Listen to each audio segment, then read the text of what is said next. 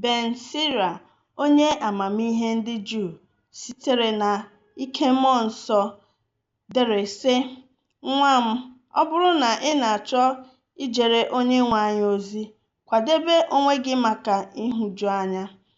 N'ihi na a na-awali ọlaedo na ọlaọcha n'ọkụ, na ndị kwesịrị ekwesị n'obe nke ihere.” Akwụkwọ nke Sirak, nke 2, bido na nke 1 ruo na nke 5. Okwu amamihe ndị a na-enye ihe na ozi ihu ọha nke Jizọs Kraịst.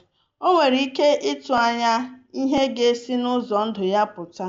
N'ihi ya, ọ gwara ndị na-eso ụzọ ya, a ga-enyefe Nwa nke Mmadụ n'aka ndị mmadụ, ha ga-egbukwa ya, ma mgbe ụbọchị 3 gachara, ọ ga-ebili.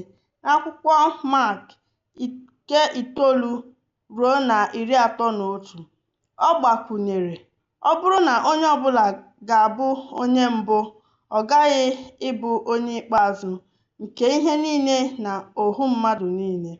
Akwụkwọ Mak 9 ruo na 35. Ụtụtụ dị ebube. Ben Sira, an inspired Jewish sage, writes, "My child, if you aspire to serve the Lord, prepare yourself for an ordeal. For in fire, gold and silver are tested, and worthy people in the crucible of humiliation."